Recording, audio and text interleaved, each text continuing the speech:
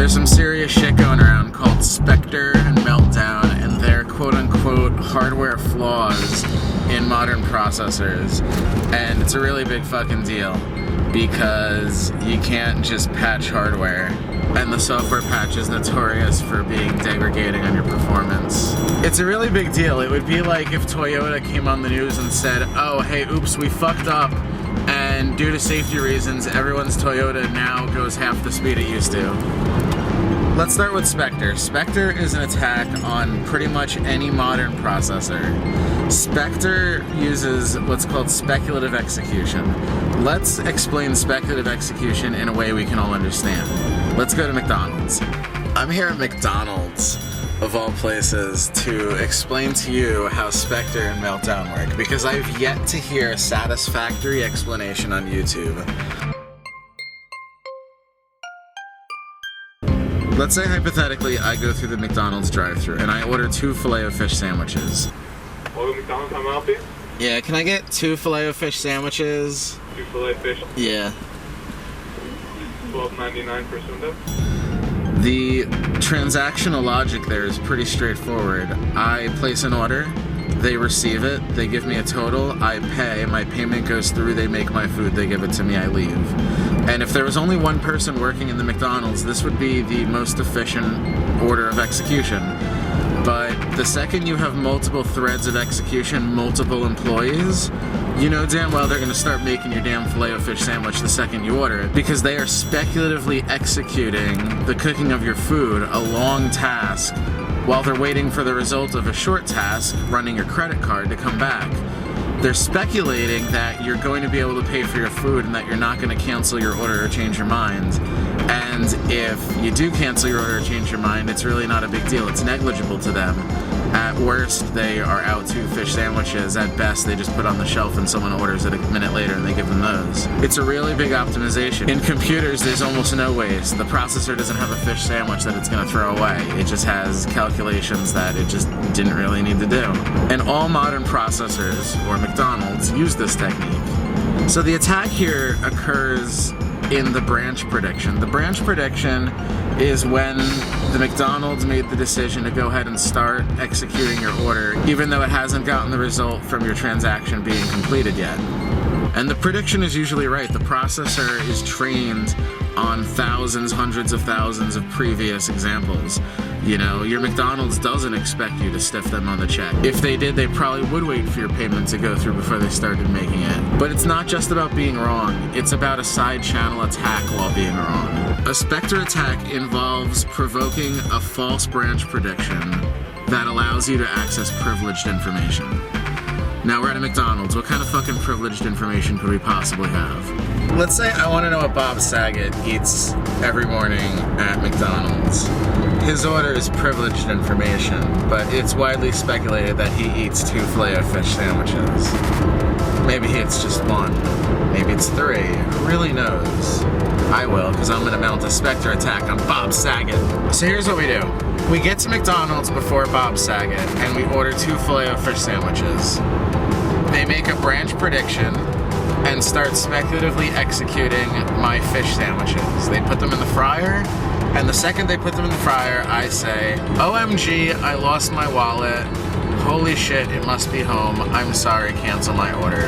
I'll be back later. Nothing happens because they're already making fish, and they're not gonna pull them out. Meanwhile, I leave and Bob Saget comes up. I don't know what the fuck he ordered because I'm not Bob Saget, but he ordered something and they won't tell me what it is. The average transaction at McDonald's is less than 3 minutes, but a Filet-O-Fish sandwich takes 3 minutes and 15 seconds to cook. If Bob Saget is there for more than 3 minutes and 15 seconds, we can safely say that he either didn't order Filet-O-Fish sandwiches or he ordered more than 2. Because if he ordered 1 or 2 of them, they would have just given him the ones that were cooking and he would have been there less than 3 minutes and 15 seconds. The Spectre attack is that after Bob Saget leaves, we go back in line and I reorder my original 2 Filet-O-Fish sandwiches.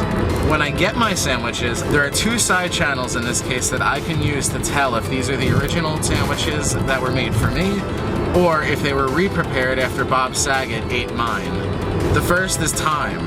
If I waited less than 3 minutes and 15 seconds for my 2 Filet-O-Fish sandwiches, that means that they already had them cashed up, and Bob Saget did not eat my fish. The other side channel is the temperature. We could easily use a thermometer to figure out if the Filet-O-Fish sandwiches are new, old, or one new and one old, which would tell us that Bob Saget bought one and ate one of my sandwiches. So that's exactly what a Spectre attack is. It involves tricking a processor into predicting a branch incorrectly, speculatively executing a bunch of stuff that it might not otherwise execute, and then capturing the result of those instructions using side channel analysis, like a time attack. You might have noticed that my Bob Saget plot wouldn't work if there were other people in the restaurant ordering fish sandwiches, or if the McDonald's already had a couple of them ready and queued up in the warmer. That's why we need to do an evict.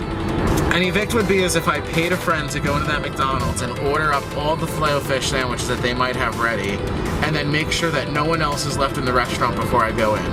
That way we can make sure that my analysis of the side channel is clean and that it doesn't involve other people's sandwiches or overlapping timetables. Now that's Spectre, and to one degree or another, Spectre is possible on almost all modern processors that have branch prediction. Meltdown is a little bit of a different story. Meltdown is an Intel-specific vulnerability that takes advantage of a bug in out-of-order execution on Intel processors. Out-of-order execution is when the processor reorders things because it's more convenient to them. Let's say instead of going to the McDonald's first and ordering my 2 initial Filet-O-Fishes, I call them on the phone and I say, "Hey, it's Ralphie, your district manager. There's a religious holiday in town and we need you to put 2 extra Filet-O-Fishes in the fryer because there's probably going to be a run on them." In a perfect world, the McDonald's employee would verify that I'm really the district manager and then follow my instructions. But on an Intel processor or a minimum wage employee that doesn't give a shit, they're probably close to the fryer and they're just gonna throw the fucking fish in the fryer first. And maybe after the fact they'll be like, "Do we have a fucking district manager named Ralphie?" And someone will be like, "No, you fucking idiot." And that's basically what a meltdown attack is. Stuff running in user mode, like applications, typically can't access kernel protected mode, like the stuff that your operating system is made of. And if they try, it seems Intel processors will let you execute a couple more instructions before the processor actually traps or catches the fact that you're trying to do something you shouldn't and the code stops. A meltdown attack combines this with the side channel attack to basically dump out memory that it's not supposed to be able to access because of this misoptimized out-of-order execution. Now, you might have already thought about a couple fixes that you might be able to implement to fix this. The easiest solution is not to start making food until people have paid for it, but obviously that would slow the business down to a halt. So we really don't want to remove speculative execution from the picture. It's a really great optimization. So we have to remove the side channels. We have to make it not possible to figure out if the McDonald's had already thought about making your food or not. I mean, it's really not even whether it did it, it's whether it thought about doing it. Now, in this analogy, people knowing how long ago their food was made is the privileged information. So if we want to remove the side channel, we have to make it so that people can't detect how long ago that was. The time it takes for people to get their food has got to be the same, and the temperature of everyone's food when they get it has got to be the same. And that's really bad for quality, and it's really horrible for customers, and it degrades the performance. Unless you artificially make instructions take longer to execute, which would slow everything down, it's impossible to hide how long the processor takes to do something. And that's why it's so unappetizing to patch this in software. You either have to remove one really good optimization, or you have to remove another really good optimization.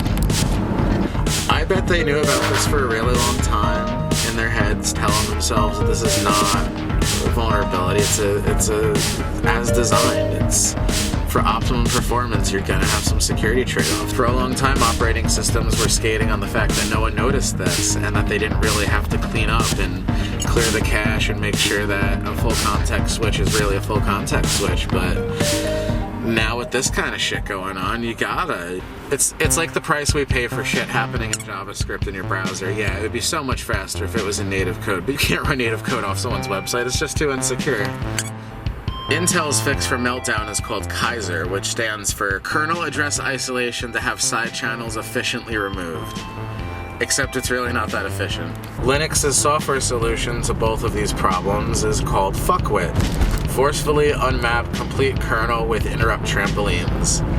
Normally, the Linux kernel is always mapped in memory so that functions can be executed quickly. User mode code can't normally access any of this, but because of Spectre and Meltdown, memory addresses in the space can be referenced and read through the speculative side channel.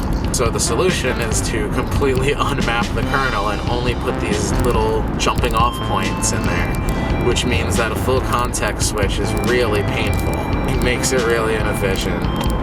To learn more about Meltdown, contact pbskids.org. No, I'm kidding, what? I've been talking about Spectre for 2 hours. It's dark out. I want my goddamn fish sandwiches. They're both cold. All side channels efficiently removed.